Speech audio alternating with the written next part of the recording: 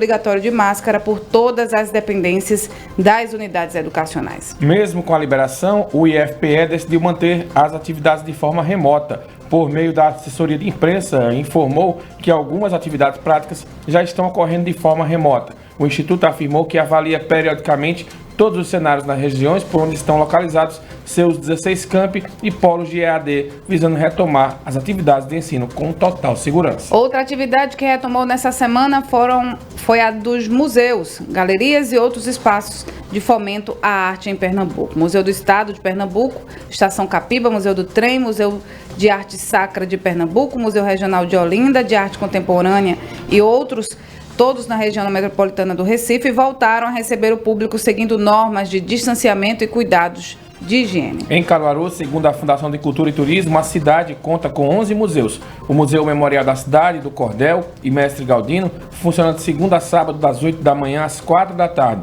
Já os museus do Barro, que abrange o Museu do Forró, Sala Elba Ramalho e Museu Luiz Gonzaga, Museu da Fábrica Caruá e a Casa da Mulher Artesã funcionam neste mesmo horário, mas de domingo a domingo. Ainda de acordo com a Fundação de Cultura de Caruaru, no momento encontram-se fechadas a Casa da Cultura José Condé e a Casa Museu Mestre Vitalino para reforma. Essas são as únicas unidades que não vão retomar as atividades por enquanto. 7 horas e 12 minutos, designado ao comando do Ministério da Saúde e mantido como provisório na pasta por 4 meses, o general Eduardo Pazuello assumiu como ministro efetivo. Pazuello enfrentará o desafio de manter parte da estrutura criada no SUS para a pandemia da Covid-19 e os novos rumos que a pasta dará no combate ao novo coronavírus. Com a mudança, Pazuello se torna oficialmente o 48º ministro da área no país e o terceiro em meio à pandemia. 7 horas e 13 minutos, os ônibus não estão ligados ao aumento de casos da Covid. Gabriela Mendes tem os detalhes do estudo que fez a afirmação. De acordo com um estudo realizado pela Associação Nacional das Empresas de Transportes Urbanos, a ANTU, não há relação entre o aumento de casos da Covid-19 e o uso de ônibus. O material divulgado analisou dados de 15 sistemas de transporte de cidades brasileiras durante 17 semanas. O Recife e outros 12 municípios pernambucanos estiveram no relatório. Assim como boa parte das atividades presenciais nos mais diversos setores, a demanda pelo transporte público também está sendo retomada. Ainda diante de números altos de casos de Covid-19, o uso de ônibus, em especial, nas grandes cidades e no horário de pico, tornou-se uma preocupação para os usuários de transporte coletivo. Para entender uma possível relação entre esse tipo de deslocamento e a contaminação pelo coronavírus, a ANTU analisou entre 29 de março e 25 de julho dados de transporte e de contaminação de 171 cidades brasileiras. Investigando números semana a semana, foi possível perceber que a incidência de casos não se demonstrava proporcional ao aumento da utilização de ônibus. No caso de Pernambuco, foram analisados o Recife e outras cidades em que há interligação de linhas. Os sistemas municipais e intermunicipais da capital pernambucana e de 5 outros estados demonstraram resultados em comum. No Recife, Rio de Janeiro, Macapá, Belém, Fortaleza e Teresina, os picos de casos confirmados aconteceram simultaneamente durante as semanas com os menores níveis de realização de viagens. Gabriela Mendes, Rádio Cidade. Todo mundo ouve, todo mundo vê. Obrigado, Gabriela. Olha, o projeto de lei 4.574/20 obriga as operadoras de plano de saúde a autorizar a realização de exame RT-PCR, aquele teste nasal, para a detecção do novo coronavírus no prazo de 24 horas. Além disso, o texto determina que o resultado do exame deverá ser disponibilizado pelos laboratórios no prazo máximo de 3 dias úteis após a realização. Pela proposta em análise na Câmara dos Deputados, o descumprimento das medidas implicará o pagamento de multa diária no valor de R$1.000. A autora da proposta, a deputada Carla Zambelli, aquela que adora uma fake news, afirma que a demora para autorização, realização e liberação do resultado do exame para a detecção do novo vírus tem sido um grave problema, prejudicando a contenção da pandemia. 7 horas e 15 minutos, vamos para os números da Covid. Caruaru registrou 105 novos casos da doença e com isso o total passou para 7.904. Nenhuma nova morte foi registrada nas últimas 24 horas. Com isso, são 322 mortes no município. O número de recuperados é de 7.447 pacientes. E com a confirmação de mais 699 casos e 19 mortes pela Covid, Pernambuco totaliza agora 138.568 pacientes que receberam a confirmação da doença e 7.933 mortes de pessoas infectadas pelo novo coronavírus. Os números são contabilizados desde março, no início da pandemia. Segundo o Ministério da Saúde, no Brasil, são mais de 4,4 milhões de casos, 134 mil mortes e mais de 3,7 milhões de recuperados. E ontem também, né, Renata, não foi confirmada nenhuma morte em Caruaru. É mais um dia sem mortes aqui na cidade. O presidente da Câmara dos Deputados, Rodrigo Maia, teve diagnóstico positivo para a Covid-19. Ele afirmou que sentiu a temperatura do corpo mais alta nos últimos dias e que na terça-feira teve uma leve indisposição. O teste e o resultado positivo saíram na última quarta-feira. O presidente está em isolamento, respeitando as recomendações médicas. Maia esteve presencialmente na posse do novo presidente do Supremo Tribunal Federal, Luiz Fux, no dia 10 de setembro. Ele usou máscara no plenário, assim como os outros participantes do evento. Uma importante, Luiz Fux também, né, Mário? Foi confirmado positivo. Uma importante o uso da máscara. E a cantora Elba Ramalho, de 69 anos, anunciou nas redes sociais que também testou positivo para a Covid. Por meio do vídeo divulgado, a cantora afirma que ela e a filha foram diagnosticadas com a doença. De acordo com a Elba, as duas estão apresentando sintomas leves e seguindo o protocolo, isoladas em casa. Com semblante tranquilo, Elba pediu oração aos fãs. 7h17, a gente vai para um breve intervalo, daqui a pouco a gente volta com mais Jornal da Cidade.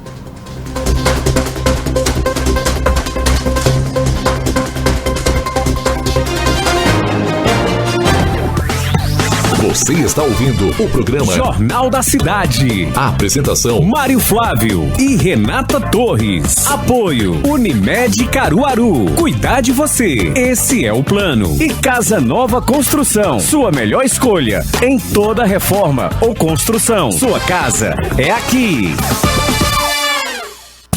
Na Casa Nova tem. Preço baixo de verdade? Na Casa Nova tem. Variedade e qualidade? Tem. Piso marmorizado branco 46 por 46 extra 22,90 à vista. Porcelanato 58 por 58 Pamesa 27,90 à vista. Massa corrida PVA 25 quilos balde só 33,90. Tinta Souvenir Glazurite Fosca latão cor branca 112,90. Faça suas compras também pelo site casanova.com.br com ofertas exclusivas. Na Casa Nova tem. Variedade e preço baixo? Tem. Casa Nova Construção. Sua casa é aqui. O eleitor sabido não se engana com presente, pois na hora de votar, ele escolhe consciente. Fique atento às propostas e ao passado do sujeito. Eleição não é aposta, pois cuide bem do seu direito. Ministério Público Eleitoral em Pernambuco, pelejando por uma eleição mais justa. Sismuc Regional, Trabalho e Luta. Rua Padre Félix Barreto, número 50, Maurício de Nassau. Telefone 81 3723 6542. Alô pessoal, eu sou o professor Marco Aurélio e temos um encontro marcado de segunda a sexta-feira às 13 horas no Cidade Entrevista, debatendo vários assuntos com muitos convidados do seu interesse. E aí você pode acompanhar o nosso programa pelas redes sociais da Rádio Cidade e pelo Dial 99.7 FM. Eu conto com vocês. Até lá! Olá, gente, eu sou o professor Marcelo Bezerra e estou no programa Manhã Cidade com a coluna Biocidade. Aqui a gente vai discutir temas relevantes sobre a saúde, sobre a ecologia, sobre o meio ambiente e a qualidade de vida. Eu te espero, é todo sábado no Manhã Cidade.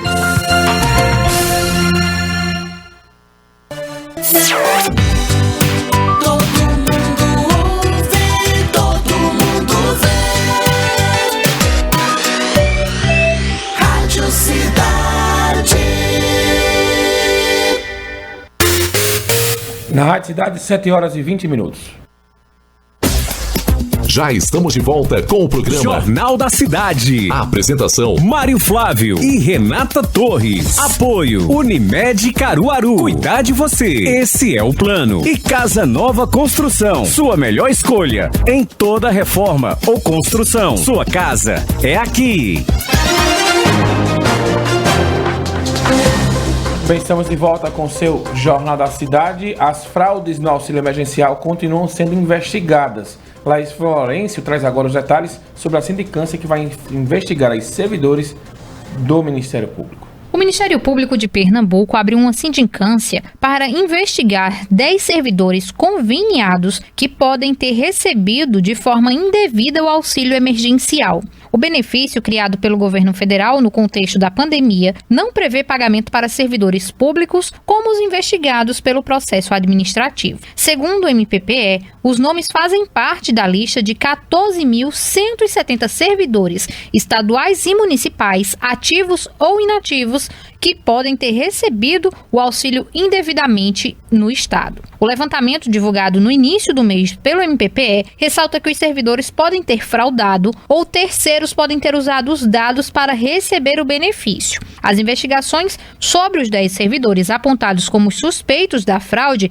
serão conduzidas pela Comissão Permanente de Processo Administrativo Disciplinar, instituição que faz parte da Procuradoria-Geral de Justiça. Laís Florencio, Rádio Cidade. Todo mundo ouve, todo mundo vê. Obrigada, Laís, pelas informações. E o governo presente anunciou a retomada dos atendimentos do Núcleo de Mediação de Conflitos em Caruaru. Confira com Jorge Brandão. A Estação Regional de Prevenção do Governo presente em Caruaru voltou a funcionar com um serviço gratuito de mediação de conflitos após um longo período sem os atendimentos devido à pandemia da Covid-19.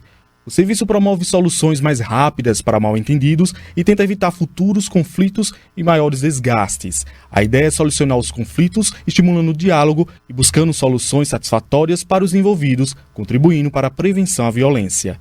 Para o atendimento, a equipe está seguindo todos os protocolos de segurança para a Covid-19, além de todas as regras de sigilo.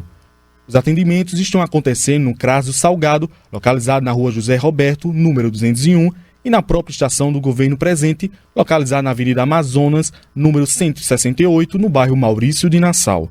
Jorge Brandão, Rádio Cidade. Todo mundo ouve. Obrigada, Jorge. 7h23. A queda da vacinação básica no Brasil abriu algumas linhas de ação entre os deputados. Dados divulgados pelo Ministério da Saúde mostram que apenas metade das crianças recebeu as doses previstas este ano. Embora a pandemia tenha agravado a situação, a Organização Mundial de Saúde alertou em julho que houve queda de 23 pontos na cobertura vacinal entre 2015 e 2019 no Brasil, uma das maiores reduções do mundo. Uma ação simples, segundo parlamentares, é a realização de campanhas pelo governo. A vacinação básica infantil é obrigatória, mas, segundo parlamentares, pela primeira vez no século, o país não conseguiu atingir a meta em nenhuma vacina. Foi afirmado também que o sarampo já apareceu em 21 estados e há preocupação com a volta da poliomielite. Nem a BCG, que é aplicada em maternidades, teve a meta cumprida.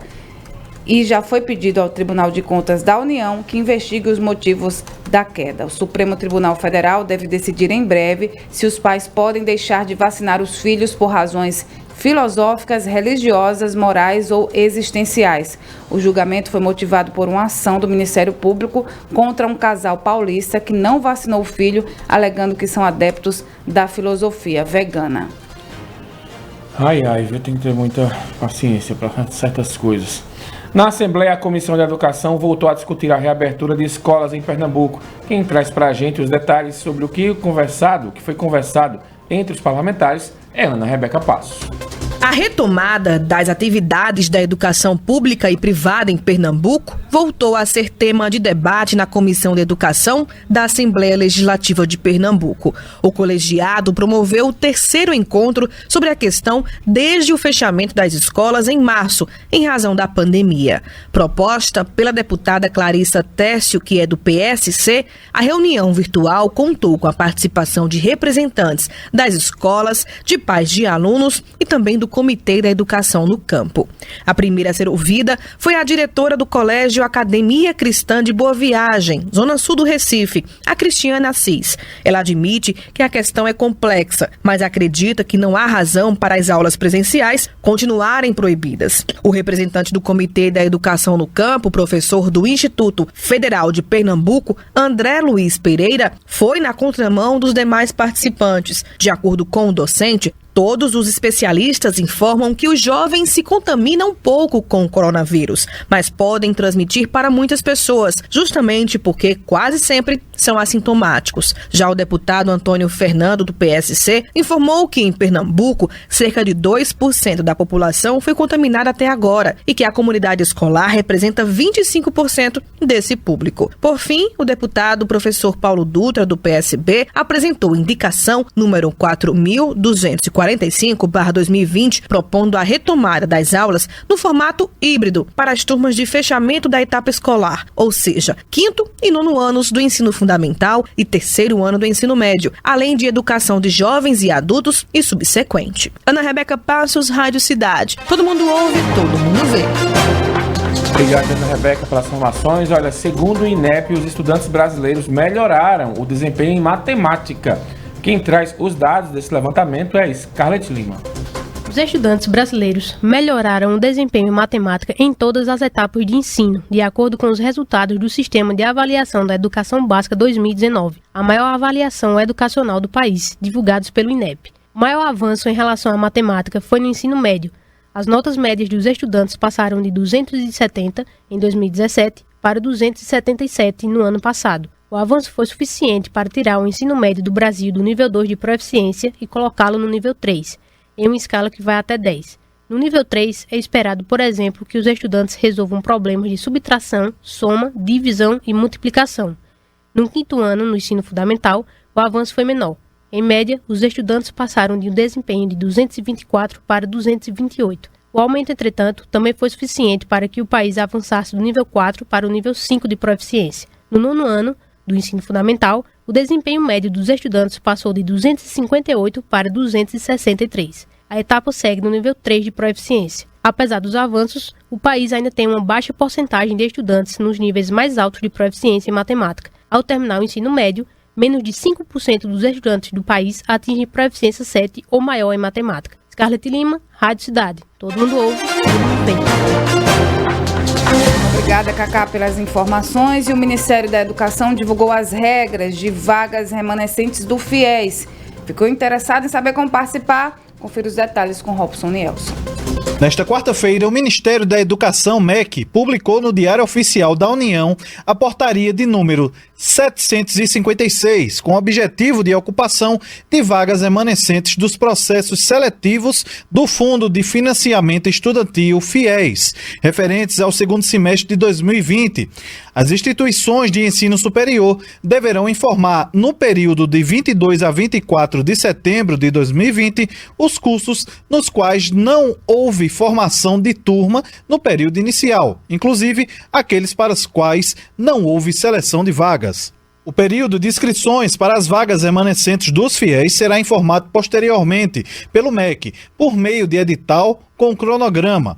Já a ocupação de vagas remanescentes do programa será efetuada de acordo com a ordem da conclusão das inscrições. Poderão se candidatar estudantes que participaram do Exame Nacional de Ensino Médio, Enem, a partir de 2010, que tenham obtido média aritmética nas notas nas provas iguais ou superior a 450 pontos, e nota na prova de redação superior a 0, além de possuir renda mensal bruta per capita de até 3 salários mínimos. Robson Nielson, Rádio Cidade, todo mundo ouve, todo mundo vê. Obrigada, Robson. E a Polícia Civil deflagrou a Operação Coalizão, com foco nas cidades de Primavera, Escada e Amaragi. João Neto traz os detalhes. A operação teve início na madrugada dessa quarta-feira com a finalidade de desarticular quadrilhas com práticas de homicídios, roubos, tráfico de entorpecentes, incêndios criminosos, além de outros crimes. A operação contou com a participação de forças operativas do Estado e também federais. A ação foi integrada entre as Polícias Civil, Militar, batalhões especializados, Corpo de Bombeiros, Polícia Rodoviária Federal, Disque Denúncia, Grupo Tático Aéreo, além da CELP, CHESF, Detran e Usina União. Foram cumpridos mandados de busca e apreensão domiciliar, bem como apreendidos entorpecentes, armas de fogo e uma quantia em dinheiro. Eu volto ao estúdio, João Neto, Rádio Cidade. Todo mundo ouve, todo mundo vê. Obrigada, João. Obrigado aí, João, pelas informações. Olha, também foi deflagrada pela Polícia Civil a Operação Eixos, que teve o objetivo de combater diversos crimes como homicídios, tráfico de drogas e maus tratos a animais praticados na região do Agreste Meridional. A operação teve como alvo as cidades de Garanhuns, Paranatama, Palmeirina e Canhotinho. Na ocasião, foram cumpridos 4 mandados de busca domiciliar e realizadas várias abordagens em pontos estratégicos. Na ação foram apreendidos armas de fogo, munição, simulacro de arma de fogo, droga, galos de briga e a coleta de elementos de prova que ajudarão no fechamento de inquéritos policiais. Os responsáveis foram autuados e vão responder na justiça pelos crimes cometidos. Tem informação também aqui, Renata, que tem uma operação nesse momento sendo realizada em Bonito. A gente está buscando aqui dados para trazer para vocês ainda nesta edição do Jornal da Cidade. Um homem de 29 anos morreu afogado em Lajedo. De acordo com a Polícia Civil, ele estava em uma piscina de um clube acompanhado de 2 amigos. A vítima chegou a ser socorrida para um hospital local, mas não resistiu. A delegacia de Lajedo instaurou inquérito para apurar o afogamento. E o Brasil teve um aumento de 2% no número de mulheres assassinadas no primeiro semestre deste ano em comparação com o mesmo período do ano passado. Os casos de feminicídio também subiram. Em contrapartida, os registros de outros crimes relacionados à violência contra a mulher, como agressões e estupros, caíram no país.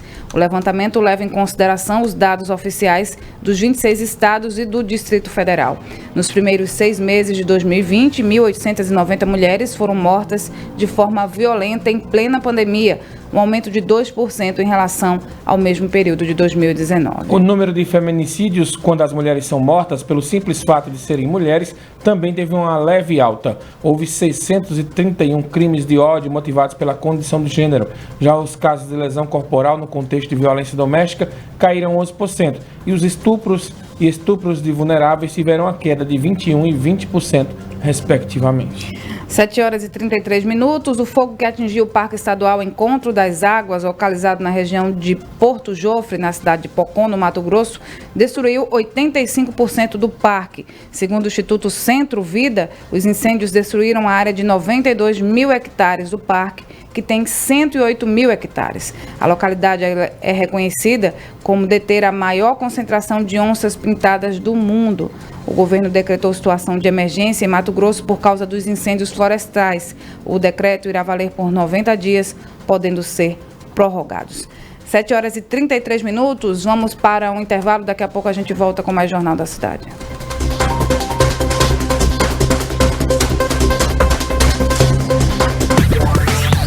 Você está ouvindo o programa Jornal da Cidade. A apresentação: Mário Flávio e Renata Torres. Apoio: Unimed Caruaru. Cuidar de você. Esse é o plano. E Casa Nova Construção. Sua melhor escolha em toda reforma ou construção. Sua casa é aqui.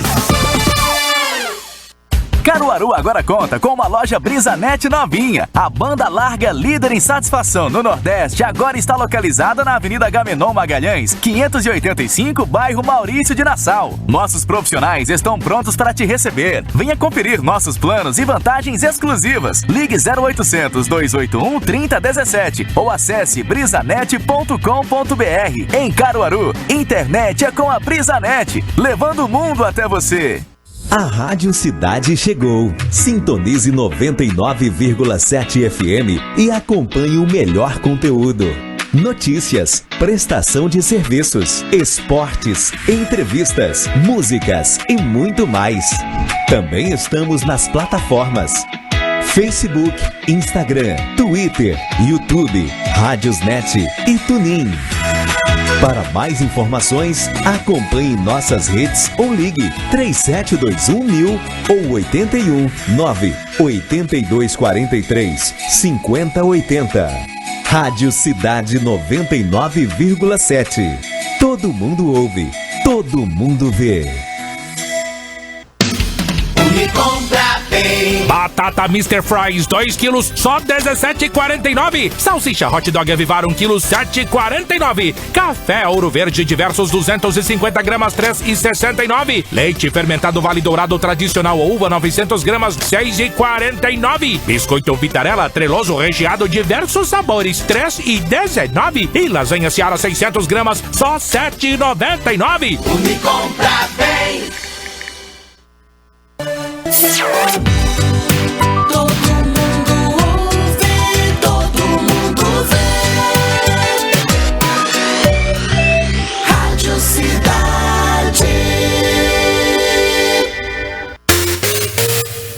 Na cidade, 7h36.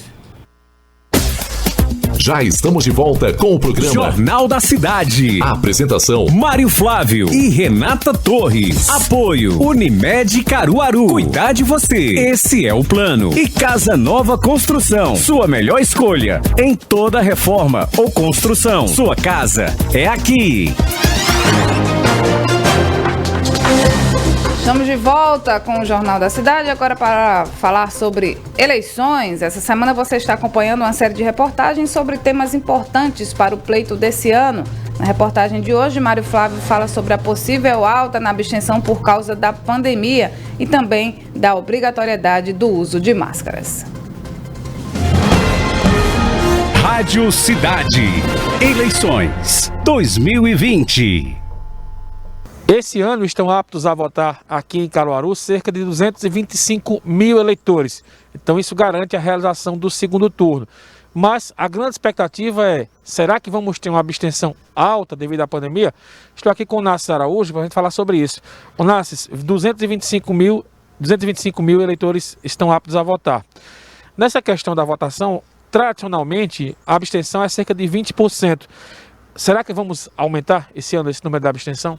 Olha, a abstenção histórica é próxima a esse número realmente que você informou, porém esse ano, em razão da pandemia do coronavírus, né, temos a questão daquelas pessoas que são abrangidas, são tidas como pertencentes ao grupo de risco, então a gente acredita que em razão disso, em razão da preocupação dessas pessoas, né, com o contágio dessa doença, é provável que essa abstenção ela seja maior do que habitualmente a gente verifica em relação às outras eleições. Ainda não dá para saber exatamente qual seria esse número, né, mas talvez ao final do primeiro turno a gente já tenha mais ou menos uma ideia da abstenção desse ano e se ela é maior ou igual em relação às outras dos outros anos. Nós temos uma mudança importante esse ano, Leonassi, que diz respeito ao horário de votação.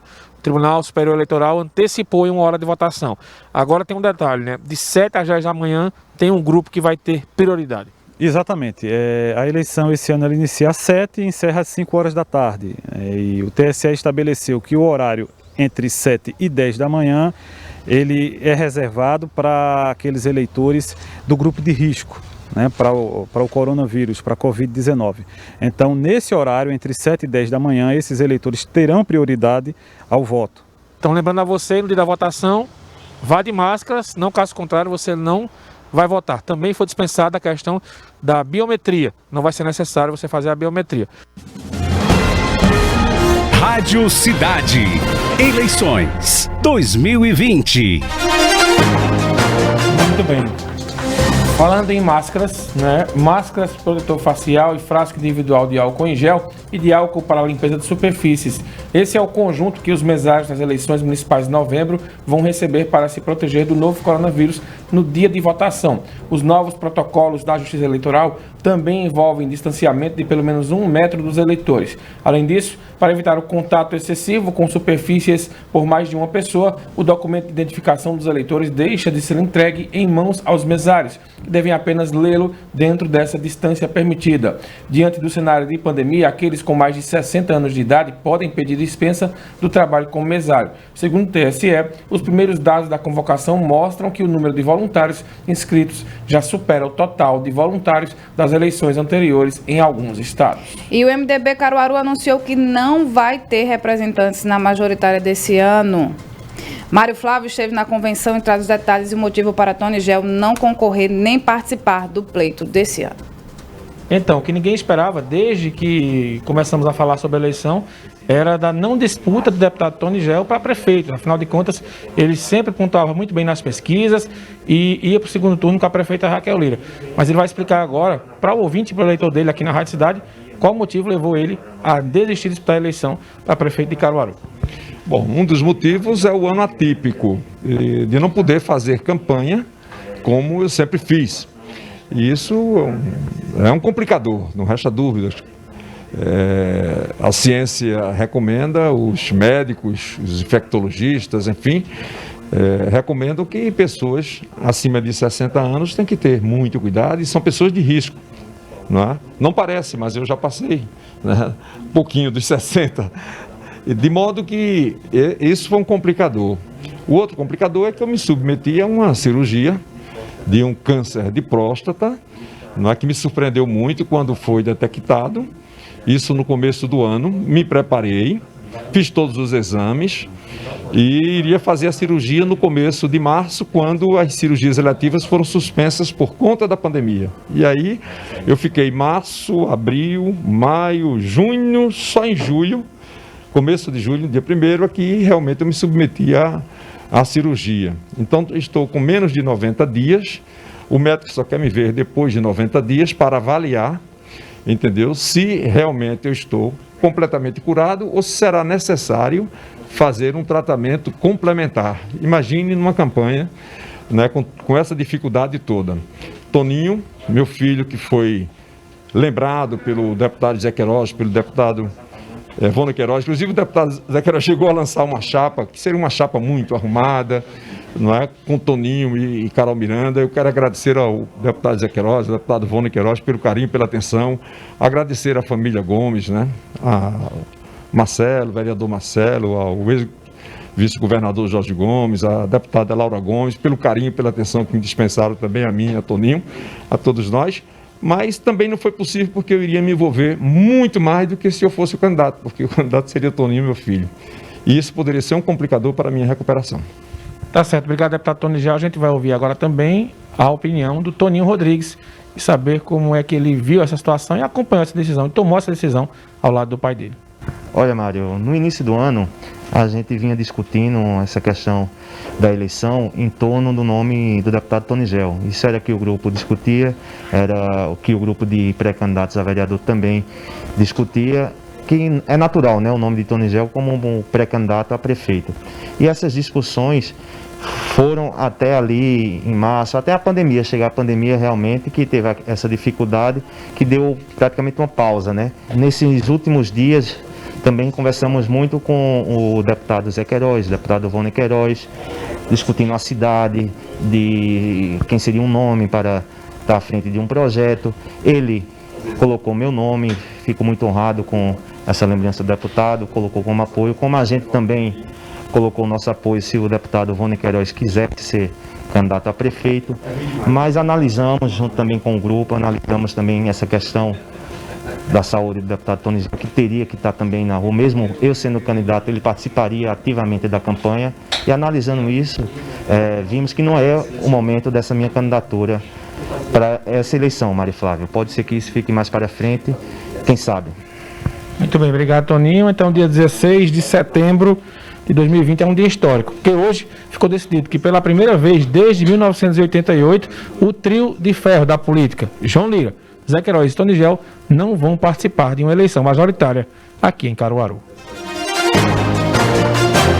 Menino, foi eita atrás de eita ontem, viu? E depois eu faço... É o plot twist que a gente chama, a reviravolta. Depois eu fazendo as contas, viu, Renata? Não é desde 88, não. É desde 78.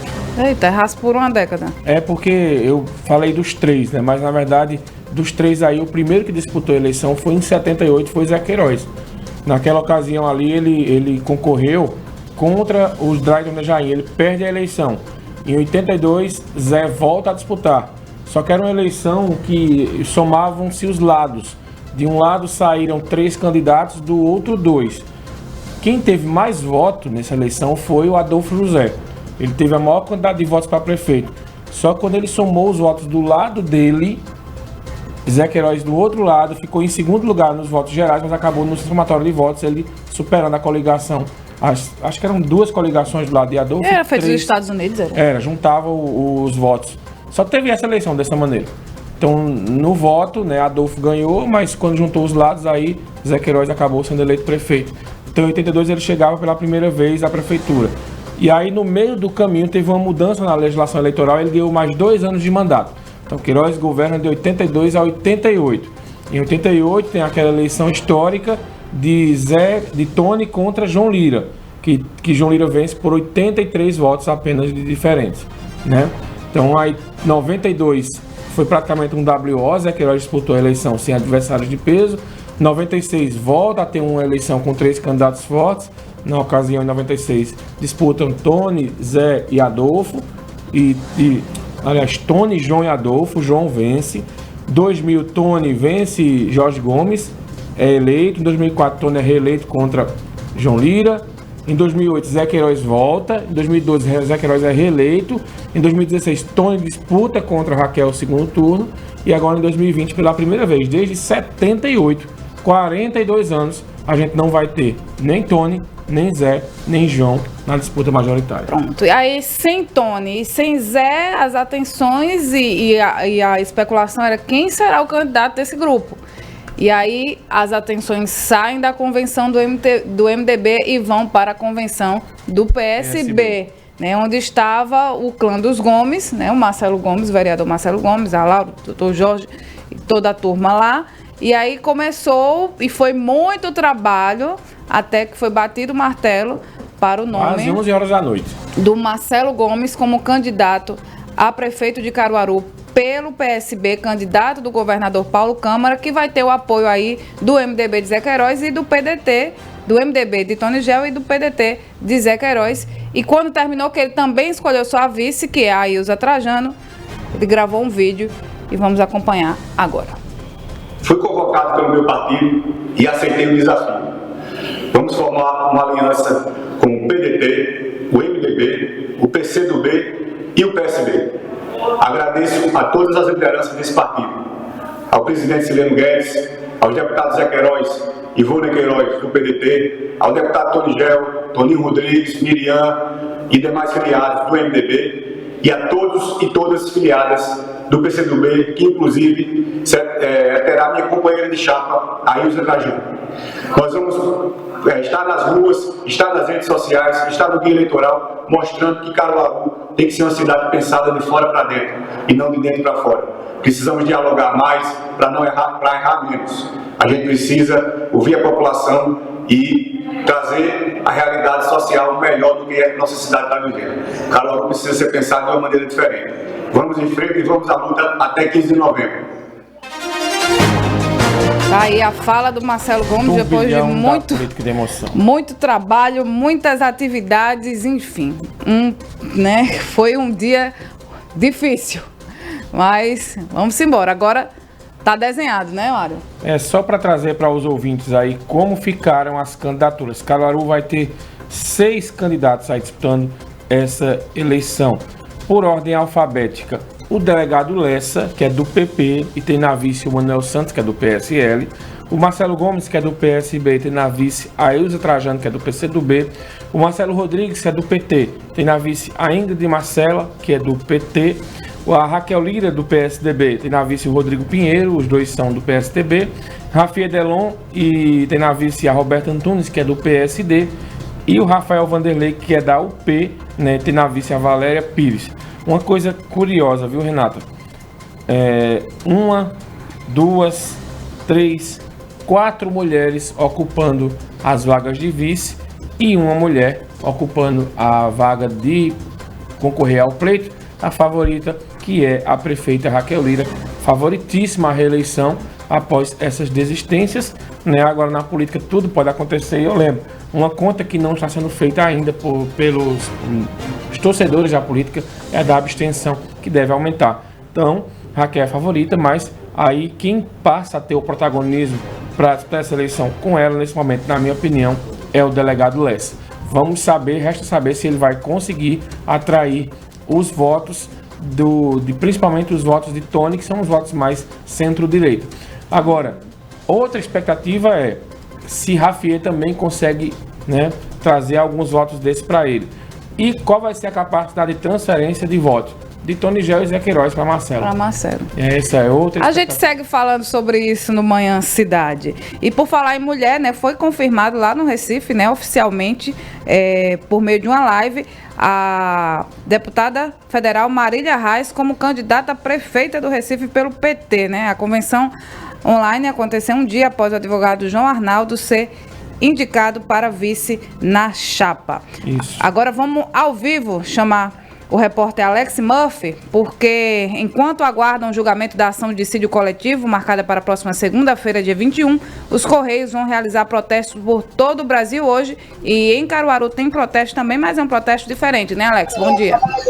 Muito bom dia, Renata, bom dia, Mário, bom dia a todos que estão acompanhando o Jornal da Cidade. Pois bem, é um protesto pacífico, né, até beneficente, que vai ser realizado, está sendo realizado aqui pelos funcionários dos Correios, alguns trabalhadores, né? E olha só, essa reivindicação deles, só para lembrar que nesta quinta-feira completa um mês que a categoria aí paralisou as atividades em todo o país, né? Sobre esse assunto, a gente vai conversar agora com o Jim Kelly, que é diretor do Sindicato dos Trabalhadores dos Correios aqui de Pernambuco, vai detalhar um pouco mais para a gente. A informação que a gente tem é que é um acordo, né, que foi revogado em agosto, que ainda estava em vigência até 2021. Mas conta para a gente, beneficente, pacífico, por sinal, e como é que está a categoria, como é que está o pensamento da categoria nesse momento? Muito bom dia, seja bem-vindo à Rádio Cidade. Bom dia. É verdade, né? Nosso acordo coletivo, ele sempre é renovado todos os anos em agosto. O ano passado ele foi decidido no TST. E o TST ele deu uma vigência de 2 anos. Então ele ia até o ano que vem. Só que esse ano, início do ano, a empresa foi junto ao STF e pediu anulação dessa vigência. E o STF concedeu, então por isso, dia 31 de julho, nosso acordo coletivo venceu. Vencendo, nos forçou a fazer a discussão pela campanha salarial esse ano.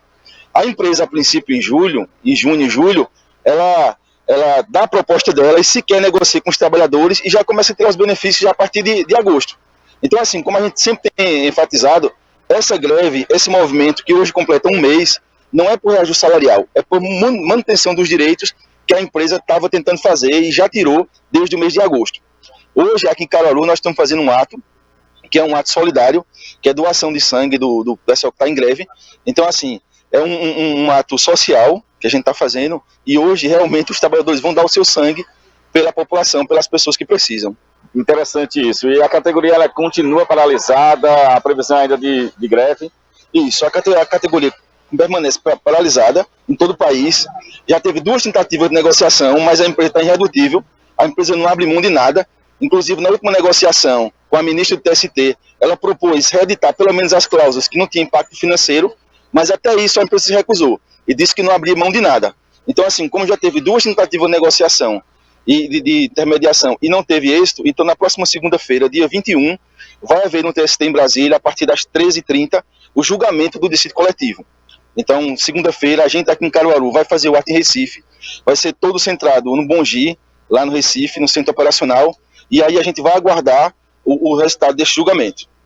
Ok, Jim Kelly, muito obrigado então por suas informações. Conversamos aqui com Jim Kelly, ele que é diretor do Sindicato dos Trabalhadores dos Correios de Pernambuco. Como vimos aí, quem está acompanhando a gente pelas imagens, tem alguns outros funcionários aqui acompanhando ele, né? Com cartazes aqui, estamos em greve, e como ele mesmo falou, é um ato solidário, e logo mais, daqui a pouquinho eles vão ali até o EMOP, né, doar sangue, e como ele mesmo falou, dar o sangue aí pela população que realmente precisa desse serviço, e como ele bem falou agora, continuam ainda paralisadas aí as atividades dos funcionários dos Correios. Mário, Renata, volto com vocês.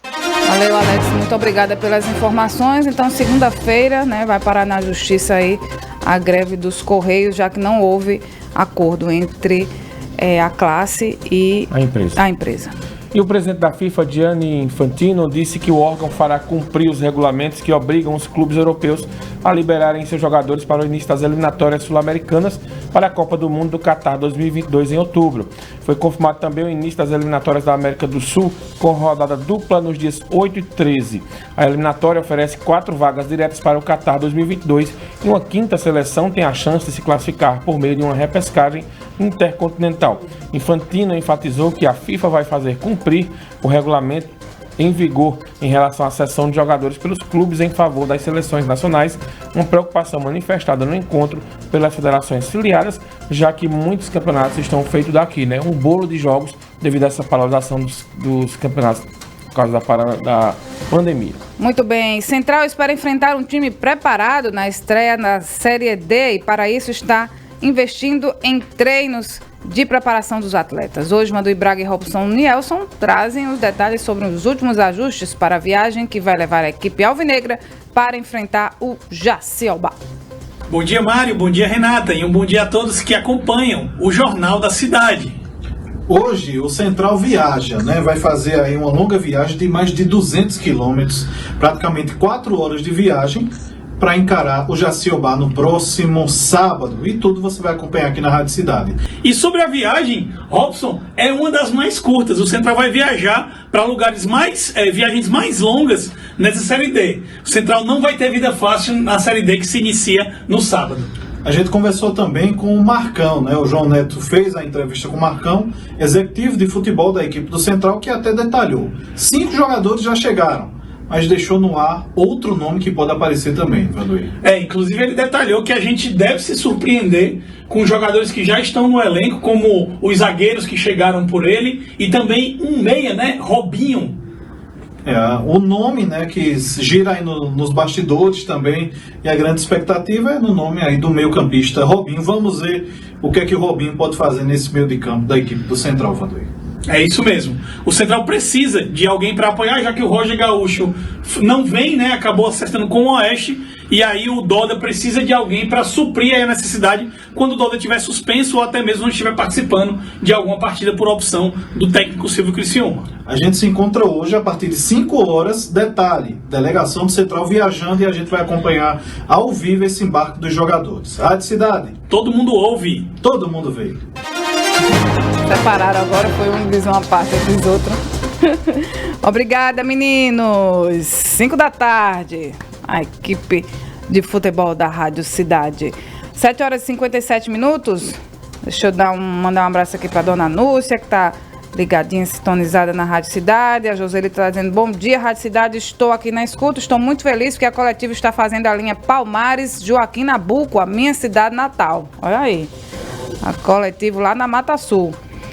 Rosana está aqui, bom dia, queridos, bom dia. E o Alexandre Gomes, bom dia, Mário e Renata, vocês são top demais, valeu, super Alexandre. 7 horas e 58 minutos. Vamos embora, Mário Flávio, se preparar para amanhã a cidade, que tem muita coisa, muita informação na programação da Rádio Cidade. A Rádio Cidade é emissora do grupo AJS de Comunicação, o Jornal da Cidade tem edição de Laís Florencio, a produção é de Ana Rebeca Passos, Scarlett Lima e Jorge Brandão, a edição de áudio e imagens é de Paulo Silva e Adilson Tavares, os trabalhos técnicos de Wagner Alex, Fábio Bela e Márcio Diego, a criação visual é de Rodrigo Miranda, a direção de produção e programação é do Mário Flávio. E a direção de jornalismo é de Renata Torres. A direção administrativa de Rodolfo Silva, a direção geral é dele, Dom Adolfo José. Bom dia, a gente volta em instantes, mas é com Manhã Cidade. Tchau, tchau. Você ouviu na Rádio Cidade o programa Jornal da Cidade. A apresentação Mário Flávio e Renata Torres. Apoio Unimed Caruaru. Cuidar de você. Esse é o plano. E Casa Nova Construção. Sua melhor escolha.